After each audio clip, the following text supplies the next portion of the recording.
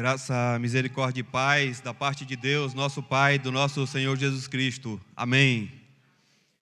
Igreja, é uma alegria, e hoje uma alegria dupla para mim, porque é sempre um privilégio compartilhar a palavra do Senhor com a minha amada igreja.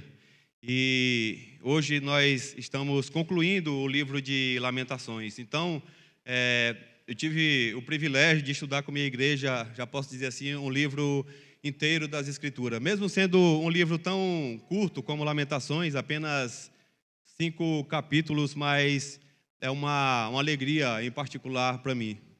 E eu espero que, assim como eu tirei lições para a minha vida deste livro, que os irmãos também tenham aprendido.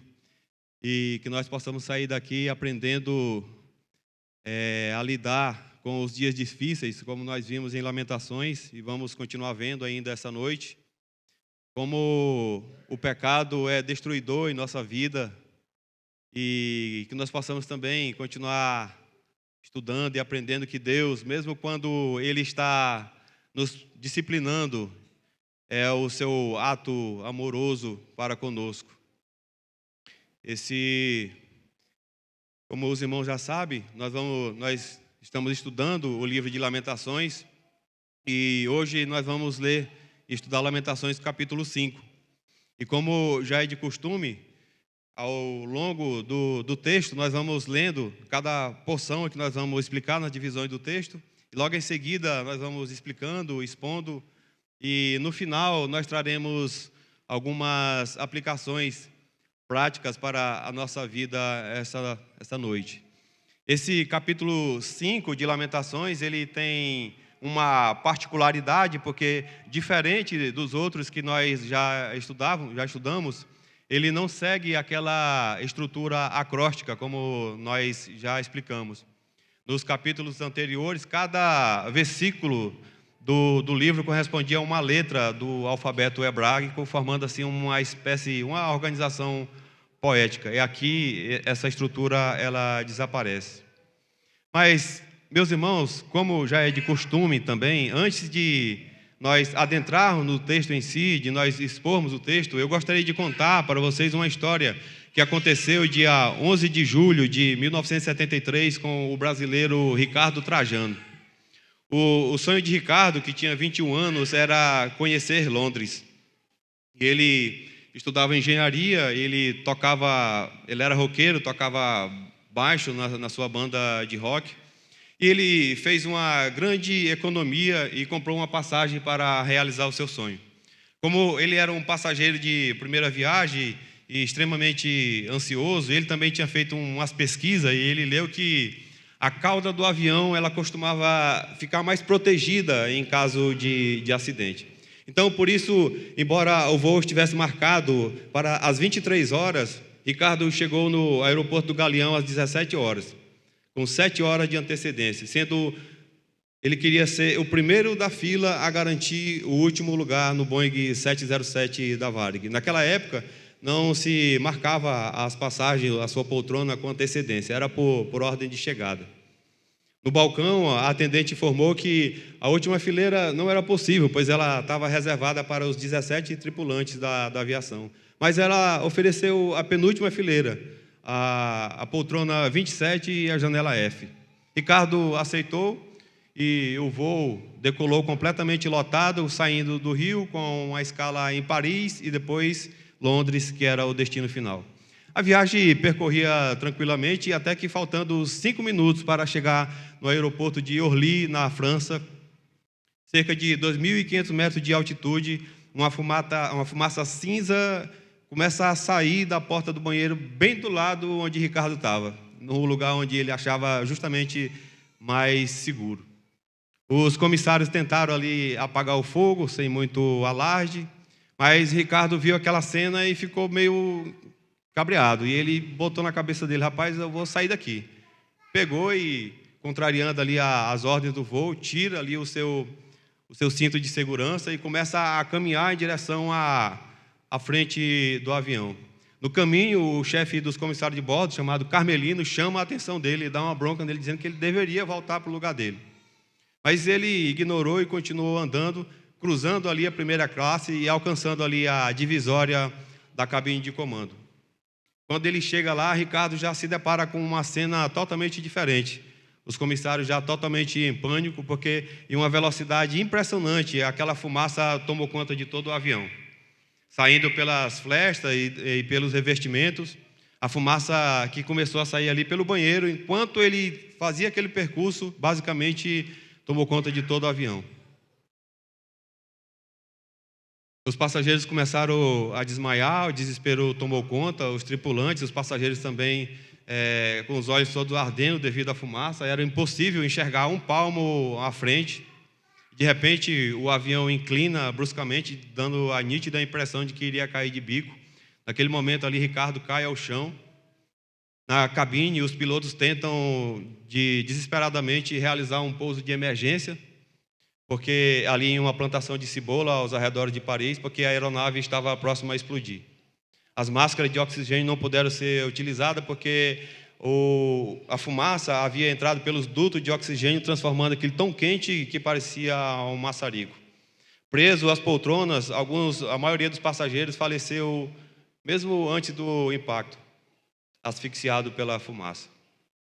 O avião toca ao solo, deslizou cerca de 600 metros, saindo levando basicamente tudo que tinha pela frente, arrancando árvore, a plantação de cebola, obviamente, e depois parou. Com o impacto, o teto da aeronave desabou em chama em cima dos passageiros, contribuindo ainda mais para a morte deles. A notícia se espalhou, o desespero foi grande, obviamente, na casa de Ricardo. O seu filho, que iria realizar um sonho de conhecer Londres, em sua primeira viagem de avião, morre. A lista oficial é divulgada, sai no rádio, na televisão, informando que todos os passageiros do voo RG 820 haviam morrido. O nome de Ricardo Trajano aparece na lista oficial e seu Reginaldo Trajano, seu pai, desolado, começa a organizar ali os trâmites do funeral do seu filho, encomendar o sepultamento. Enquanto os amigos começam a chegar na casa para dar um apoio naquele momento de dor, especialmente para a dona Kate Trajano, que era a mais abalada de todos e não aceitava a morte do filho. Os amigos relatam que ela entrou em um estado de negação e não aceitava de forma alguma, devido ao choque.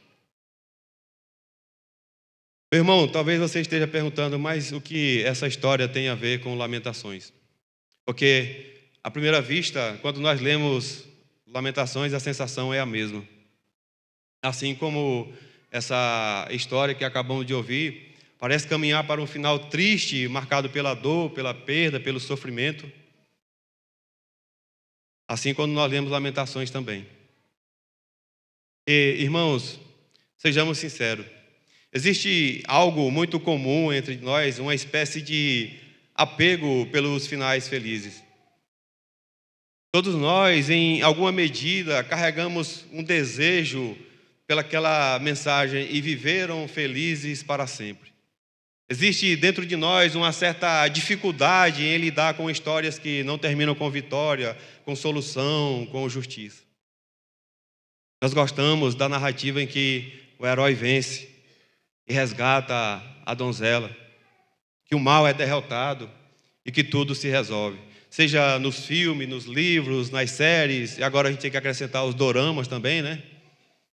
Tem uns camaradas rindo aqui que diz que não assiste, mas pelo visto assiste. A gente tem essa dificuldade, isso traz um certo desconforto para a gente. É quase como se fosse uma necessidade do nosso coração. Surge um incômodo, a sensação de que a história ficou incompleta. Muitas das vezes até mesmo nós nos frustramos e questionamos, ficamos ansiosos diante da ausência do final feliz. Meu irmão, só que na realidade da vida, do outro lado de cada eternidade, aqui no meio do caminho, enquanto nós estamos, nem sempre esse ideal é correspondido. Nem sempre a cura vem. Nem sempre os filhos andam no caminho que nós ensinamos eles andarem. Nem sempre os casais cumprem aqueles votos que eles prometeram ali no início do seu casamento.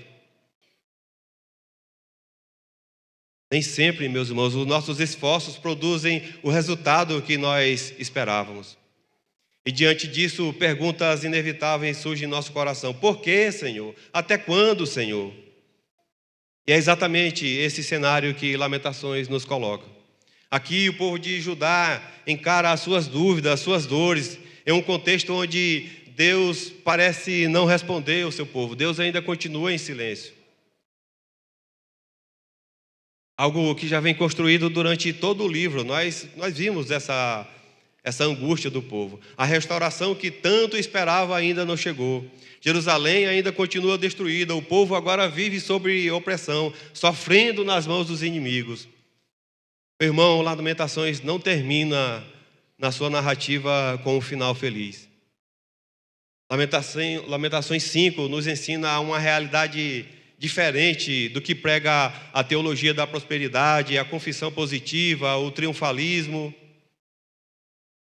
A realidade, meus irmãos, é que o povo de Deus, na nossa caminhada, inclui lágrimas, disciplina, sofrimento, dor, perdas. E é justamente isso que torna esse texto tão útil para as nossas vidas. Porque as respostas de Deus que nós queremos para a nossa vida nem sempre é aquilo que nós pedimos. Nem sempre vem no tempo que nós esperávamos. E às vezes nós não temos nem mesmo a oportunidade de ver as nossas orações, os nossos pedidos sendo respondidos. E é nesse cenário, nessa perspectiva, que eu convido a você a caminhar comigo, com a graça de Deus, nessa noite, que quando Deus parece em silêncio. Esse é o título da nossa mensagem. Quando Deus parece em silêncio. Nós vamos ver isso em 3 partes, e a primeira delas é quando tudo começa a dar errado. Quando tudo começa a dar errado, versos de 2 a 13. Diz assim a palavra do Senhor. A nossa herança, verso 2, a nossa herança passou a estranhos, as nossas casas a estrangeiros. Somos órfãos, já não temos pai. Nossas mães são como viúvas. A nossa água por dinheiro a bebemos, por preço vem a nossa lenha. Os nossos perseguidores estão sobre o nosso pescoço. Estamos exaustos e não temos descanso. Submetemo-nos aos egípcios e aos assírios para nos fartarem de pão. Nossos pais pecaram e já não existem. Nós é que levamos o castigo das suas iniquidades. Escravos dominam sobre nós. Ninguém há quem nos livre das suas mãos. Com o perigo da nossa vida, providenciamos o nosso pão por causa da espada do deserto. Nossa pele se abraseia como o forno por causa do ardor da fome. Forçaram as mulheres em Sião, as virgens nas cidades de Judá. Os príncipes foram por eles enforcados. As faces dos velhos não foram reverenciadas. Os jovens levaram a mó. Os meninos tropeçam debaixo das cargas de lenha. Meu querido, o presbítero Davi já orou pela mensagem. Vamos seguir aqui, expondo. E o que o profeta Jeremias apresenta aqui, meus irmãos, no verso 2, é um retrato de uma nação completamente devastada após a invasão babilônica. Isso aqui que nós estamos estudando é o cenário depois que Nabucodonosor invadiu Jerusalém, levou o rei, matou seus filhos, vazou seus olhos. Se você quiser saber o antes, como tudo isso foi construído, tem que ler o finalzinho de Jeremias. Nós estamos estudando aqui o pós. Meus irmãos, pense numa dor daquele povo. A herança que o Senhor havia prometido com tanto carinho aos seus antepassados, aquela terra descrita como um lugar de fartura, como está registrado em Deuteronômio capítulo 8, agora está sob controle de homens estrangeiros e extremamente violentos. Porque Judá, meus irmãos, esqueceu da perda, esqueceu que a perda da herança da terra prometida fazia parte da maldição da aliança para aqueles que violassem a lei. Em Deuteronômio 28, 63, Moisés relembrou o povo dessa realidade, algo também que em Miqueias 2, 4 repetiu durante todo o tempo que o povo vivia em pecado. Essa sensação de desamparo era tão profunda que eles se sentiam como criança e como os pais que perderam os pais e como mulheres que não tinham marido, como diz o verso 3. Naquela época, órfão e viúva era o símbolo máximo da fragilidade. Eram pessoas sem proteção jurídica, sem um provedor do lar, sem alguém que poderia prover financeiramente. Mas, especialmente aqui na cidade, no contexto, quando o profeta diz que eles estão órfãos, estão como viúvas, se refere-se à ausência de Deus como Pai. E aqui lembra a imagem de Jerusalém descrita no capítulo 1, verso 1, como sendo uma viúva. O verso 4, ele relata que essa opressão ela foi tão rígida que as coisas mais simples e básicas do dia a dia perderam a sua gratuidade. Imagine, irmãos, você ter que pagar pela água da sua própria cisterna, ou ter que pagar caro pela lenha das suas próprias árvores. Recursos que antes eram de graça e com abundância. Outra realidade daquele povo está no verso 5, eles dizem, estamos sendo perseguidos. A ideia aqui é de que não havia pausa, há uma aflição constante daquele povo. Eles falam, carregamos o peso sobre o pescoço. A ideia aqui é a imagem do jugo, a imagem que nós já conhecemos, já colocado sobre o pescoço, algo que era colocado sobre os bois para forçá-lo a trabalhar, fazer serviço pesado. Eles foram privados, meus irmãos, até mesmo daquilo que muitas das vezes, até nós esquecemos, muitas das vezes de agradecermos ao Senhor. Eles foram privados do descanso. Sabe, meu irmão, quando você, depois de um dia produtivo de trabalho, que você chega em casa, janta e toma um banho e deita na sua cama, confortável, e vai descansar, isso é o Senhor que dá. No final do verso 5 diz, estamos exaustos e não temos descanso. Nem isso eles tinham. Sob o controle dos babilônicos, sufocando a sua rotina, em total desespero, o verso 6 diz que eles se submeteram aos egípcios e aos assírios. E aqui porque me chamou a atenção, porque esse texto, eu fui pesquisar melhor, aqui a nossa tradução ela não é a melhor. Porque no original, no lugar de submetemos-nos aos egípcios e aos assírios, está escrito, estenderam as mãos em direção ao Egito e à Assíria. Ou seja, aqui não é uma súplica militar para o Egito e a Assíria, até porque naquele contexto, essas duas nações eram nações extremamente fracas comparadas ao poderio babilônico. Então, qual que é a ideia aqui do texto? Do verso 6 aqui, o povo de Judá, em busca de apoio aos judeus refugiados em outras nações. Eles acreditavam que aqueles que continuaram em Jerusalém acreditavam que os judeus que conseguiram fugir durante o cerco babilônico, que estavam em outras nações, naquele momento poderiam lhe estender as mãos e lhe enviar mantimento diante daquele cenário de fome. O verso 8 vai mostrar uma inversão de poder. A expressão aqui, escravos, é literalmente servos. Servos dominam sobre nós, isto é, aqueles que sem posição, sem autoridades, agora são eles que governam o povo. Isso mostra que o povo foi rebaixado mesmo, eles não perderam só a terra, eles perderam também a sua dignidade. Não há quem nos livre das suas mãos, diz o texto. Dizem que eles estavam com uma situação de impotência, eles estão presos, sem força, sem saída. O verso 9 fala que a busca pelo sustento diário se tornou uma questão de vida ou morte. Para colher um punhado de trigo, eles precisam arriscar sua própria cabeça diante dos saqueadores que cercavam o deserto. O verso 10 vai mostrar os efeitos desidratantes da fome. O que a fome trouxe para aquela nação, ela castigou tanto aquele povo que a pele deles secaram, ela ficou seca, ela rachou com a aparência de algo que foi queimado.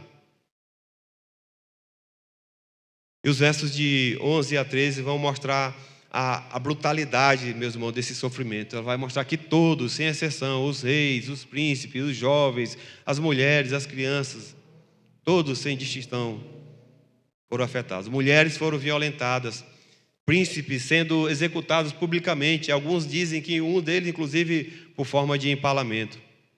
Isso não era só para humilhar aquela nação governada, meus irmãos, mas era, de certa forma, para causar um terror naquela nação. O texto também fala que os mais velhos estavam sofrendo humilhação. E no verso 13 relata que mesmo aqueles que eram a esperança de reconstruir Judá, os jovens, diz que eles foram reduzidos a condições de escravos, forçados como Sansão para moer grão e carregar cargas pesadas. Nesse cenário, meus irmãos, de completa desolação, o povo reconhecia que o sofrimento que eles estavam enfrentando não era por acaso, era consequência do pecado.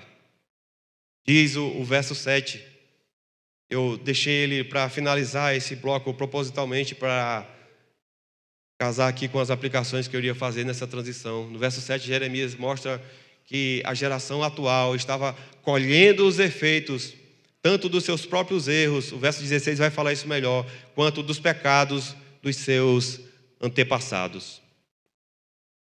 Ou seja, eles estavam sentindo na própria pele o peso acumulado da desobediência ao longo de todas as gerações.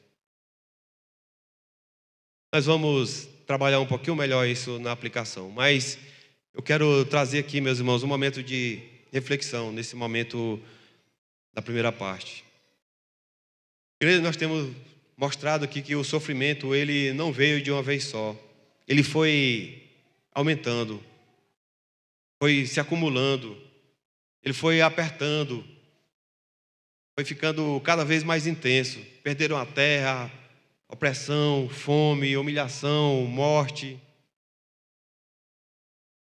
E muitas das vezes, quando nós passamos por situações parecidas como essa, nós começamos a olhar: Senhor, olha o que Nabucodonosor está fazendo, olha como esse homem é mau, olha como os seus capatazes estão fazendo com nossas crianças, com nossos velhos.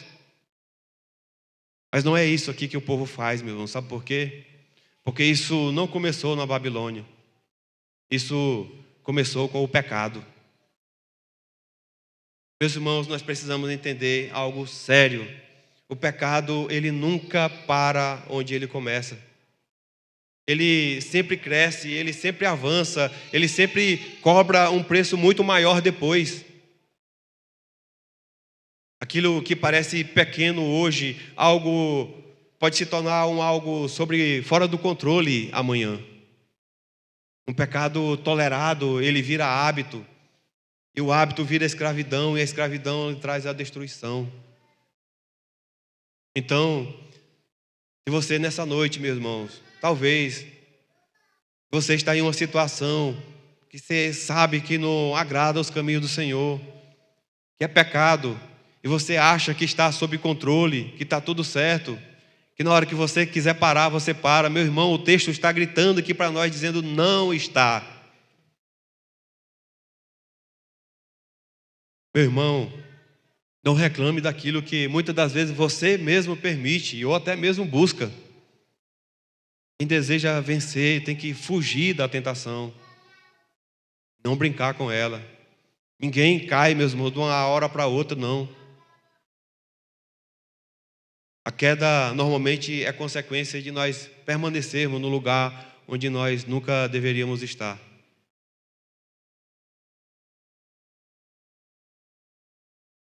Por isso, quem insiste em permanecer no lugar da tentação não pode surpreender depois de cair.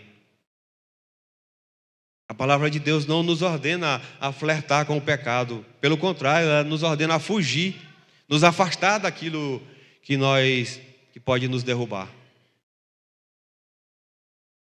Se cairmos, meus irmãos, nós temos que nos arrepender.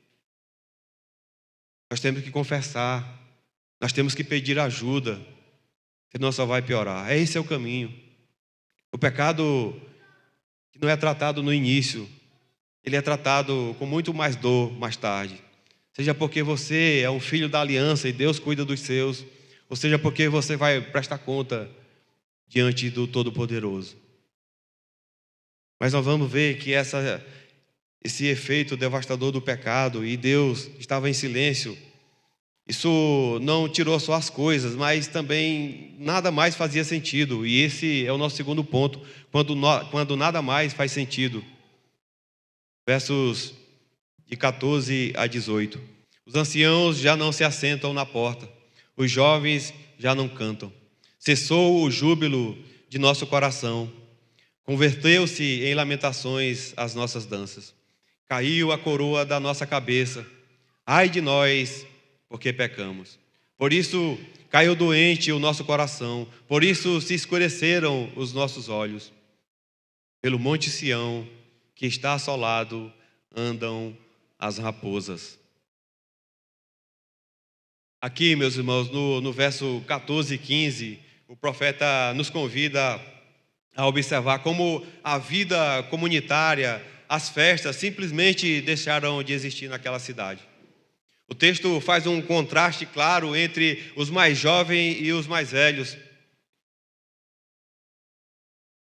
para, de certa forma, mostrar a interrupção das atividades, das responsabilidades típicas de Jerusalém, uma cidade que praticamente deixou de viver.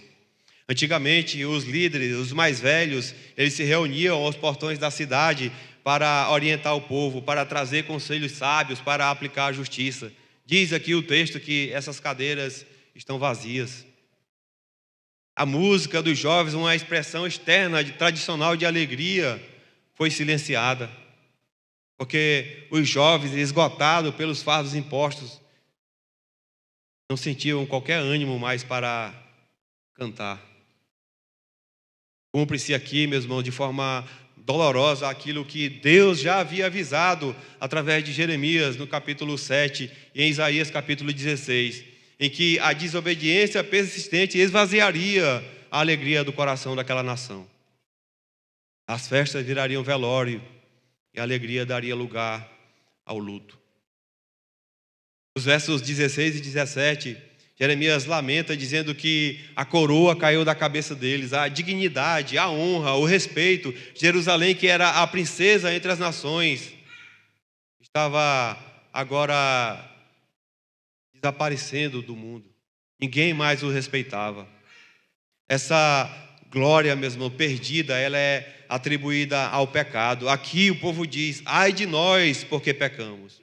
Judá reconhece aqui que a culpa da destruição é o pecado. E como resultado disso, o coração do povo se tornou doente. Os seus olhos escureceram. Esgotou-se a vitalidade, causando naquele povo aflição e lágrimas. E o ponto mais alto mesmo, mais triste dessa parte aqui é o verso 18.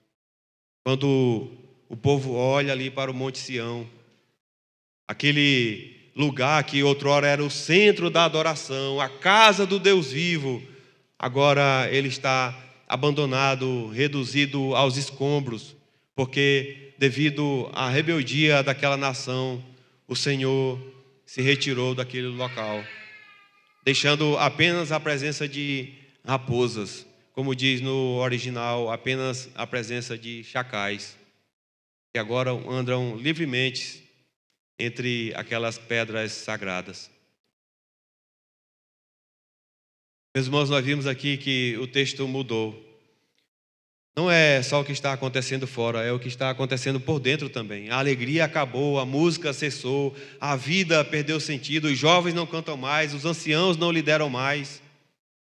O povo não só perdeu as coisas. A realidade é que nada mais fazia sentido, porque o pecado, ele não só destrói as circunstâncias, mas ele destrói o coração, ele rouba a alegria, ele seca a alma, ele tira o ânimo de viver. Meu irmão, pode ser que aqui de repente você não esteja passando por uma guerra, mas está vivendo isso por dentro, sem alegria, sem vontade, sem ânimo espiritual. E talvez o mais triste, talvez você nem saiba quando exatamente tudo isso começou. Mas eu posso te afirmar com toda certeza, baseado nas Escrituras, que sim, é possível saber onde tudo isso começou. Porque, meu irmão, quando Deus deixa de ser o centro, a alegria, ela não consegue permanecer. Você pode ter tudo, estar aparentemente bem, mas se Deus não estiver no lugar certo na sua vida, a alegria vai embora. Nada desse mundo vai lhe preencher. Se esse for o seu caso, esse cenário sombrio que talvez você esteja passando por sua vida, pode ser o resultado da sua própria busca pela felicidade em algo que está fora de Deus. Quero voltar um pouco à história do início. Os bombeiros franceses, ao chegar ali para retirar os corpos, eles se depararam com um homem vivo. Ele foi resgatado às pressas, levado de helicóptero, em estado de coma profundo, sem roupa, coberto ali pelas fuligens e bem queimado. Como ele estava na área frontal, junto aos corpos da tripulação, e ele estava sem nenhuma identificação, os funcionários da Varig, pelo porte físico, reconheceram. Era o comissário de bordo Sérgio Balbino. No hospital em Paris, após cerca de 30 horas em coma, ele teve um breve momento de lucidez. Ele conseguiu ali, pedido dos médicos, da equipe médica, uma folha, um pedaço de papel e uma caneta. E com uma letra trêmula, parecida de uma criança, ele escreve o seu nome completo, seu endereço e o telefone. Ao lerem naquele papel, os funcionários tentaram cruzar com a lista da tripulação, mas não apareceu ninguém. Como não deu certo, eles cruzaram com a lista dos passageiros normais. E o nome que estava ali era de Ricardo Trajano. Ele foi o único passageiro que sobreviveu àquele acidente. E imediatamente a Varig ligou para a residência da família no Rio de Janeiro.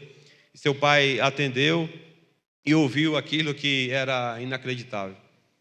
Algo parecido: olha, aqui é da Varig, nós queríamos comunicar que o seu filho está muito mal, mas ele está vivo. Naquele momento, isso é ele que conta a história, e todo mundo começa a vibrar e ficar feliz por toda aquela situação, e sua mãe, Dona Kate, dando bronca em todo mundo, dizendo: eu não disse que ele estava vivo e vocês não acreditavam.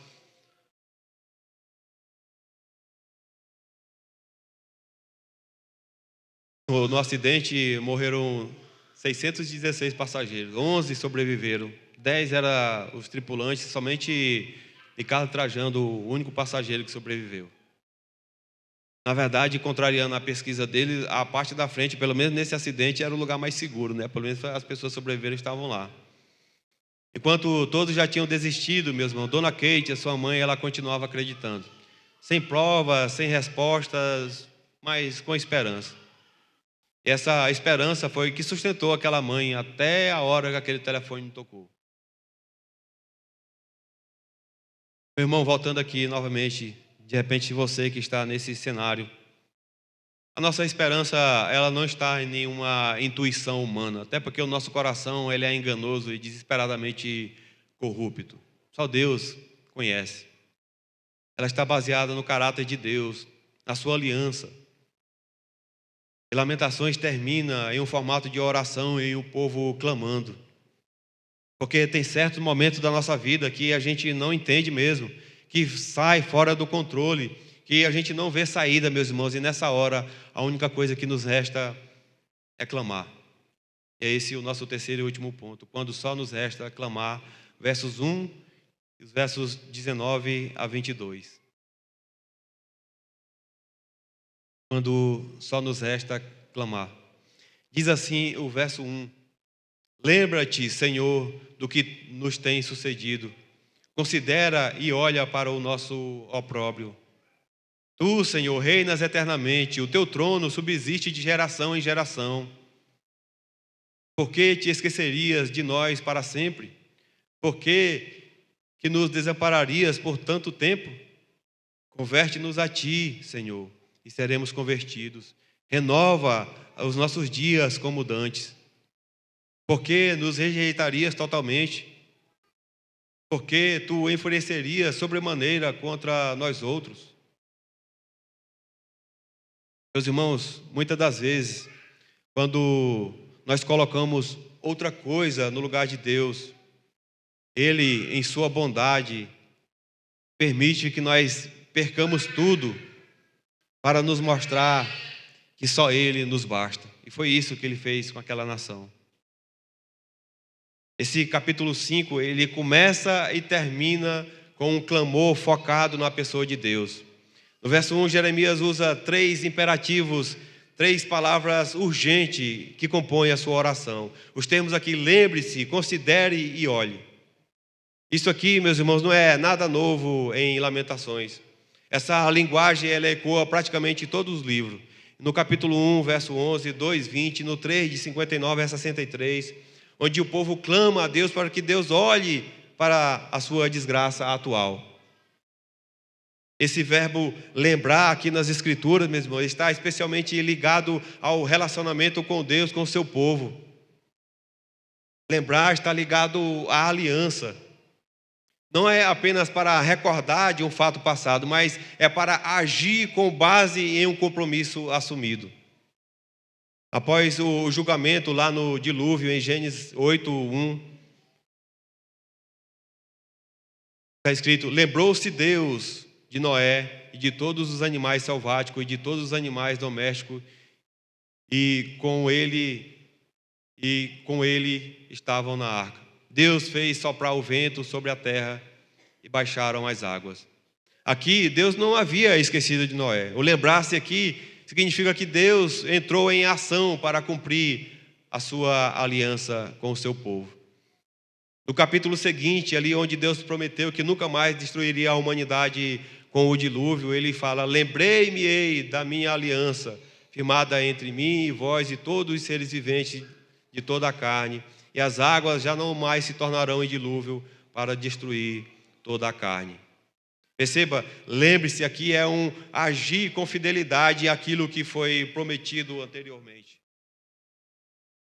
Quando os israelitas pecaram ali diante do bezerro de ouro, em Deuteronômio 9:23, Moisés implorou ao Senhor que fosse misericordioso com eles. Ele clamou ao Senhor dizendo: lembra-te, Senhor, dos teus servos Abraão, Isaque e Jacó. Não te atentes para a dureza deste povo, nem para a sua impiedade, nem para o seu pecado. Ou seja, Moisés está dizendo: Senhor, não olhe para o pecado dele, mas lembra da tua aliança. Davi, quando clamou por misericórdia, nos textos que nós lemos na nossa liturgia, ele clamou ao Senhor nos seguintes termos, dizendo: lembra-te, Senhor, das tuas misericórdias e das tuas bondades, que são desde a eternidade. Não te lembres dos pecados da minha mocidade, nem das minhas transgressões. Lembra-te de mim, segundo a tua misericórdia, por causa da tua bondade, ó Senhor. Então, voltando aqui para Lamentações 1, o termo, quando o profeta diz: lembra-te, Senhor, do que nos tem sucedido, considera e vê o nosso opróbrio. O profeta está aí falando, não é apenas para pedir que Deus se recorde do sofrimento do povo que está acontecendo. Ele está, na verdade, apelando para a aliança do Senhor. É como se ele dissesse: Senhor, olha para nós, lembra-te do compromisso que tu tens conosco, Senhor, vê a nossa situação, age em nosso favor. E é isso que nós devemos fazer, meus irmãos, clamar em dias difíceis. E aqui é interessante porque tem uma lógica muito clara aqui nesse capítulo. Lendo e relendo você vai perceber isso. Ele começa no capítulo 1, do verso 5, dizendo: lembra-te, Senhor, de nós. Aí depois, do verso 2 a 18, ele vai descrever detalhadamente toda a miséria, toda a dor, tudo aquilo que o povo está passando e quer que Deus veja. E dos versos 19 a 22, ele volta de novo o lamento, voltando-se para Deus. E agora, já no verso 19, quando ele diz: tu, Senhor, Aqui no verso 19, ele está se dirigindo diretamente para Deus, um pedido com urgência. O termo Senhor aqui, em caixa alta aqui, nós sabemos qual é o significado. Ele aponta para aquele Deus da aliança, aquele que tem autoridade absoluta, que governa sobre tudo e sobre todos. Isso aqui, meus irmãos, é muito importante, porque Jeremias deixa claro aqui uma verdade, que o povo não está sofrendo porque Deus perdeu o controle, ou nem porque o Deus da Babilônia é mais forte do que o Deus dele. Não, o mesmo Deus que julgou é o mesmo Deus que reina. Como nós já vimos anteriormente, foi o próprio Deus que trouxe esse juízo ao povo de Judá. Mas aqui, meus irmãos, é justamente onde está a esperança daquele povo. Esse mesmo Deus que feriu é o mesmo Deus que restaura. Ele tem o poder de destruir, mas ele também tem o poder de reconstruir, se assim o desejar.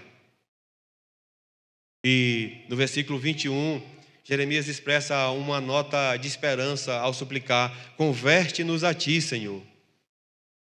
Perceba, meus irmãos, que o foco é profundamente pessoal. Ele busca a restauração para a comunhão perdida com Deus. O ponto central é que, falando em nome do povo, o profeta reconhece a incapacidade de reparar esse relacionamento rompido. Ele entende que somente o próprio Deus é aquele que permitiu o juízo, também é o que pode trazer a restauração. Quando ele pede para ser convertido, ele está falando aqui, o significado dessa palavra é uma mudança de direção. É um retorno ao ponto de origem. Aquilo que está ligado no Novo Testamento expressa uma ideia de arrependimento, de voltar-se. Ou seja, Deus é quem precisa agir para trazer o povo de volta a Ele. Entendeu, meus irmãos, por que você não vai ver desse púlpito ou em uma outra igreja presbiteriana o apelo para vir até a frente? Porque é Deus que toca no coração, é Deus que chama, é Deus que precisa agir primeiro. Judá, meus irmãos, não pode dar o primeiro passo rumo à reconciliação se o próprio Deus não os capacitar. O profeta reconhece isso com clareza. Sem a ação de Deus não há retorno. Ele também tem a convicção de que, ao ter a comunhão restaurada novamente, o povo voltará a experimentar a alegria que outrora eles tinham. A plenitude dos dias de glória pode voltar. Mas perceba, meus irmãos, que nos versos 20 e 22, essa nota de esperança parece ser encoberta, ofuscada pelo pessimismo. A expressão aqui porque traz a mesma ideia de Lamentações 1:1, do espanto. Ela aparece rapidamente, intensificando a dor e a dúvida do povo. Por que Deus? Por que Deus que conhece o seu povo parece ter esquecido por tanto tempo? Agora o povo sente o peso da ausência de Deus. Em um claro senso de vulnerabilidade, fruto da comunhão rompida. No verso 22, esse questionamento é direto e inquietante. Deus nos rejeitou de vez? Será que a sua ira ultrapassou o limite? Ao levantar essas perguntas, meus irmãos, o povo expõe uma realidade muito dura, que não havia nenhum alívio aparente, devido à extensão e à continuidade do castigo, que era basicamente todos os dias, como nós vimos na rotina deles. E aqui, meus irmãos, uma curiosidade: os judeus, ao lerem o livro de Lamentações, eles tinham cuidado de não encerrar com essa leitura, com essa sensação de desespero. Então, após eles lerem o verso 22, eles repetiam de novo o verso 21 para não concluir com uma nota sem esperança. Mas, meu irmão, há esperança aqui nesses questionamentos, porque ao clamar a Deus, o povo, por meio do profeta, revela uma fé viva. Deus ainda reina, Deus ainda está sob o controle, Ele continua sendo o seu povo. Porque senão eles não clamavam, senão eles não oravam, senão eles não levantavam as mãos para os céus. A esperança não está nas circunstâncias, mas na fidelidade do Deus da aliança. Como está escrito lá em Levítico 26, em Jeremias 31, que Deus se comprometeu em nunca abandonar o seu povo. Judá, portanto, não depende de si mesma, mas ela pode esperar e descansar na certeza de que Deus responde o clamor dos seus. E assim, meus irmãos, Lamentações não termina em desespero, termina em esperança, porque apesar do sofrimento causado pelo pecado, Judá não foi abandonada. Deus continua soberano em sua aliança, permanecendo firme, mesmo diante da infidelidade do povo. E o final deste livro, sem esse final feliz, não é por acaso, é proposital, porque Lamentações ele revela o sofrimento do povo de Deus. E nós sabemos que nem toda dor ela se resolve rapidamente. Nem toda oração é respondida no tempo que nós queríamos.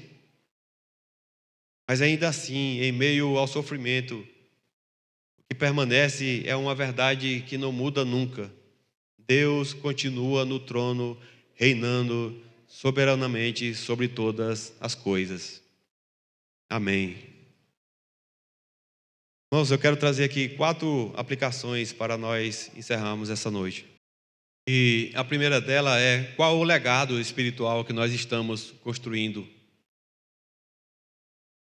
A primeira implicação para nós como igreja é clara, meus irmãos. Nós precisamos cuidar com seriedade da espiritualidade das próximas gerações. Lamentações nos mostra que o sofrimento do povo também está relacionado aos pecados das gerações anteriores. Não como uma maldição hereditária, mas como consequências reais que atravessaram o tempo e afetaram aqueles que vieram depois. Isso continua sendo uma realidade hoje, meus irmãos. Cada pessoa responderá individualmente diante de Deus pelos seus próprios pecados. Nós sabemos disso, mas também nós não podemos ignorar que as nossas escolhas deixam marcas, especialmente para os nossos filhos. A nossa negligência espiritual, a nossa frieza, a falta de compromisso com Deus, a liturgia do nosso lar pode se tornar um legado doloroso no futuro da nossa família.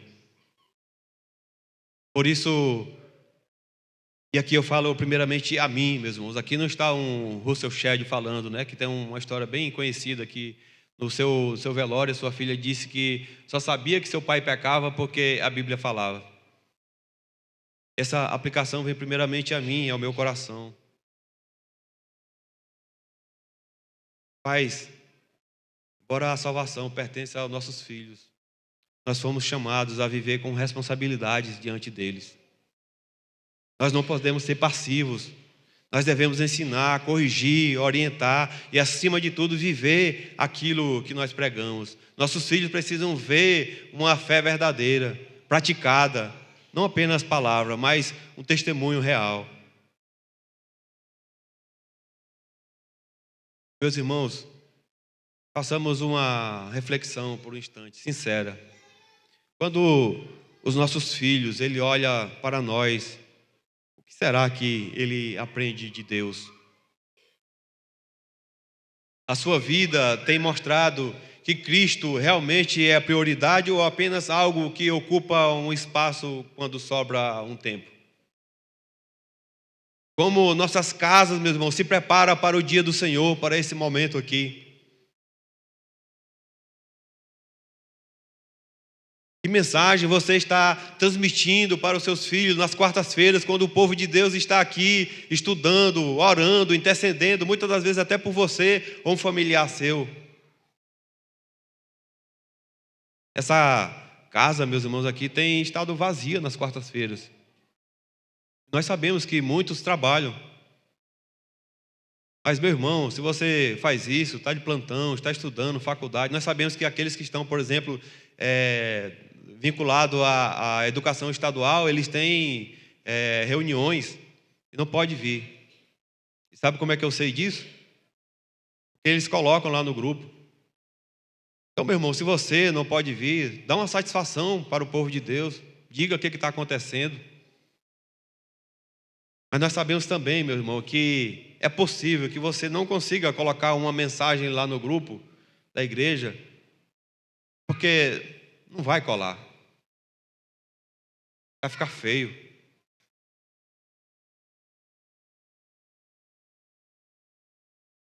O que ocupa a sua agenda na quarta-feira que você não consegue chegar até aqui? O que esse dia está ensinando para os seus filhos? Esse dia também é importante, meus irmãos. Esse aqui é o principal dia, é o dia do Senhor mesmo. Se você não tem como, só tem esse dia, sim, é o dia do Senhor que você deve vir, é o dia da feira da alma. Mas, meus irmãos, nós temos estudado coisas tão importantes nas quartas-feiras.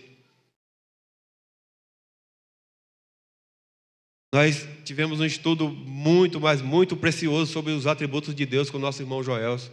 Nós estamos estudando agora sobre a confissão de fé. Meu irmão, você não sabe o que você está perdendo. Se arrependa, meu irmão, dos seus pecados e venha.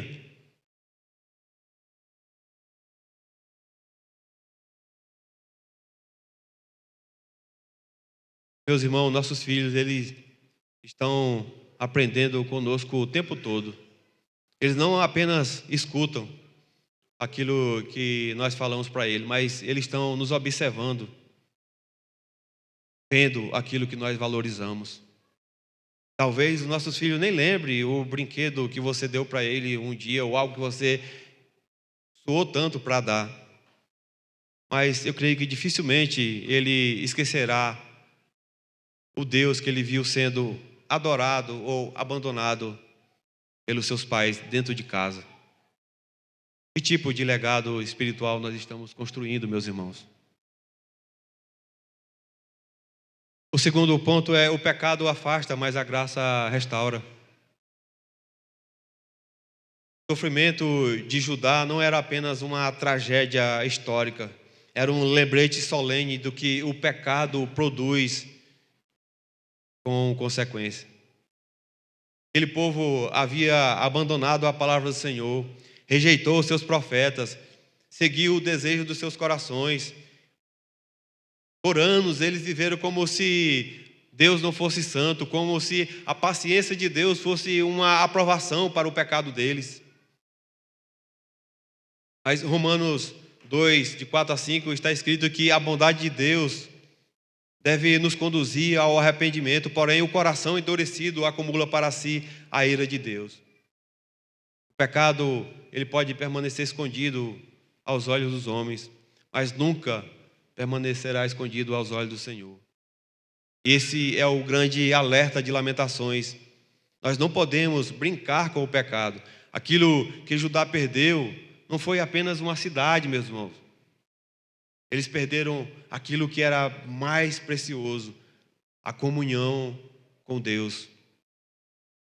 Paulo descreve em Romanos 6, 23, texto conhecido nosso, porque o salário do pecado é a morte, mas o dom gratuito de Deus é a vida eterna em Cristo Jesus, nosso Senhor. Meu irmão, você que é convertido, de repente pode ter caído, até mesmo você que nos visita, e anda seguindo os desejos do seu coração. Apesar de tudo, ainda há esperança. E a esperança, ela não está em nós, em nossas atitudes, mas está no próprio Deus. Quando Deus expõe o pecado do seu povo, Ele não faz-o para destruir, mas é para restaurar. Ele age como um pai amoroso que disciplina os seus filhos. Não é por rejeição, mas é porque Ele se importa para trazer de volta para perto dele. Por isso, se o seu coração está inquieto, está incomodado com a sua condição espiritual, não ignore, meu irmão.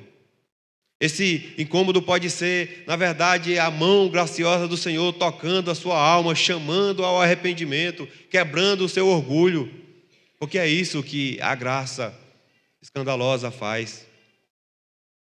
Deus, Ele transforma o coração, Ele remove um coração insensível, para te dar um coração vivo, sensível à sua voz, disposto a obedecer.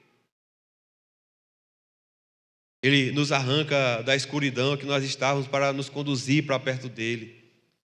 E Ele faz isso de uma única maneira, só existe um meio, é por meio de Jesus Cristo. Não existe outro caminho, não existe outro meio, não existe outra esperança. É o próprio Jesus que deixa isso muito claro quando Ele diz lá em João 6,44 que ninguém pode vir a mim se o Pai que me enviou não o trouxer. Ou seja, até mesmo o voltar-se para Deus é um ato da obra graciosa de Cristo. É Ele que nos atrai, é Ele que nos desperta, é Ele que nos conduz. A terceira aplicação é que Deus nunca esquece dos seus filhos. Eu quero falar com você, meu irmão, que de repente professa a fé, mas está passando por algum momento de dificuldade. Quando nós chegamos ao final de Lamentações, nós encontramos um povo quebrado. Eles olham para a realidade e parecem se perguntar: Senhor, nós ainda somos teus? Tu ainda está conosco? Eles se sentiram como órfão, como viúva, como nós vimos no versículo 3. Uma linguagem de abandono, uma sensação de uma pessoa que perdeu aquilo que lhe dava a segurança. E talvez, meu irmão, algum de vocês entenda esse sofrimento, esse sentimento, porque esteja passando por isso. Porque existe momento que a dor, ela chega a ser tão forte que o nosso coração começa a fazer essas perguntas. Senhor, onde tu estás? Por que, Senhor, você permitiu isso? Será que o Senhor ainda olha para mim? Meu irmão, existe uma diferença entre sentir-se abandonado em realmente estar abandonado. Judá sentia que Deus havia esquecido deles, mas Deus nunca deixou de ser fiel. A Bíblia apresenta Deus como aquele que se lembra do seu povo. Quando Deus lembra ali de Noé, como nós vimos em Gênesis 8:1, isso não significa que Deus havia esquecido Noé anteriormente. Significa que ele agiu em favor do seu povo no tempo determinado. Quando Deus lembra de Ana, lá em 1 Samuel 1,19, ele demonstra que ouviu e visitou na sua aflição. O Deus da palavra, meus irmãos, é aquele que vê, é aquele que ouve, é aquele que age. Por isso, quando a nossa alma estiver dizendo: Deus, você me esqueceu, nós precisamos responder com aquilo que o próprio Senhor, quando estava levando uma mensagem de esperança já para o povo lá, usando o profeta Isaías, em Isaías 49, 15 e 16. Quando ele fala: pode uma mulher esquecer-se tanto do filho que cria, que se não compadeça dele, do filho do seu ventre? Mas ainda que esta viesse a se esquecer dele, eu, todavia, não me esquecerei de ti. Eis que nas palmas das minhas mãos te gravei. Que promessa maravilhosa, meu irmão. Deus está dizendo: você pode até ser esquecido por pessoas, por familiares, pela própria igreja, mas nunca será esquecido por mim. Meu irmão, a nossa esperança, ela não está nas circunstâncias, no sofrimento, ela está no Deus que é fiel. Paulo entendeu isso quando ele escreveu em Romanos 8, 38 e 39, texto muito conhecido nosso, que nem a morte, nem a vida, nem os anjos, nem os principados, nem as coisas do presente, nem do porvir, poderá nos separar do amor de Deus que está em Cristo Jesus, nosso Senhor. A dor pode tocar a nossa vida, mas ela nunca vai nos arrancar da mão de Deus Pai. O autor de Hebreus também registrou essa promessa em Hebreus 13:5: de maneira alguma te deixarei, nunca jamais te abandonarei. Meu irmão, talvez você não consiga entender o que Deus está fazendo na sua vida, mas você pode descansar em quem Deus é. O silêncio de Deus não significa que Ele te abandonou, que você está só.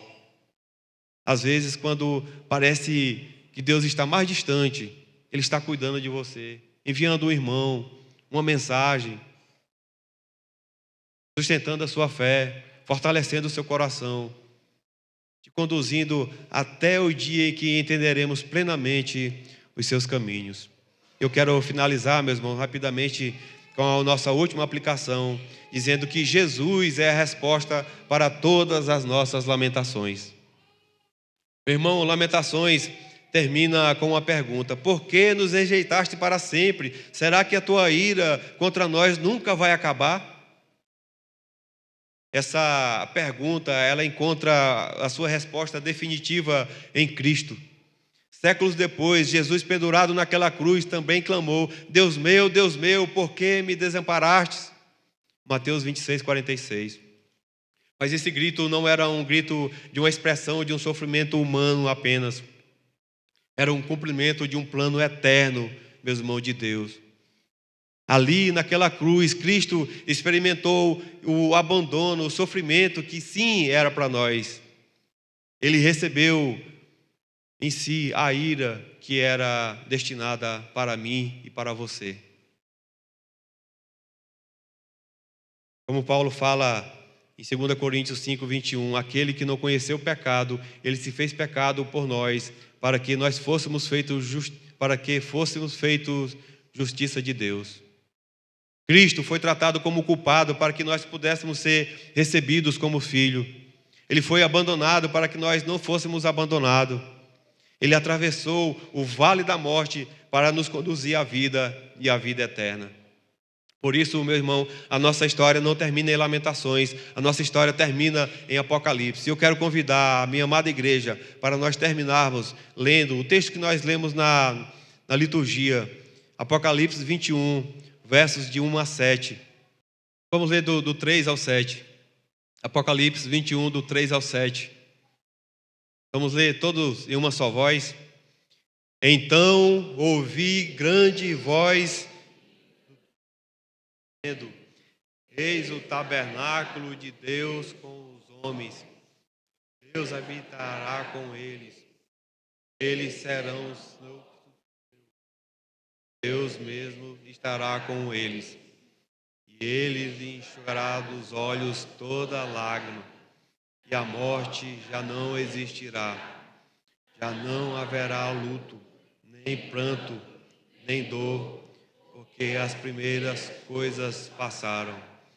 E aquele que está sentado no trono disse: eis que faço nova todas as coisas.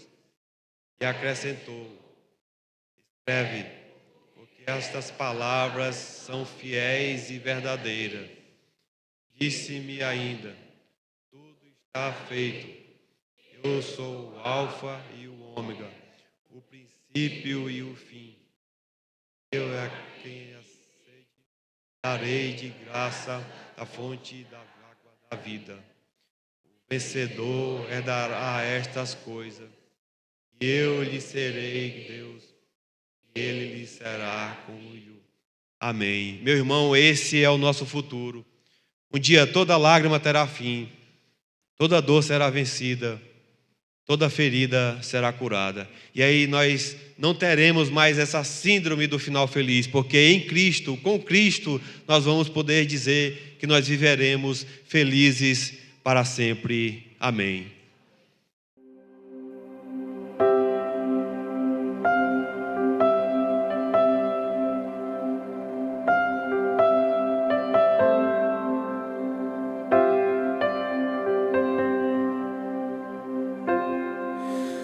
Tu és bem-vindo aqui.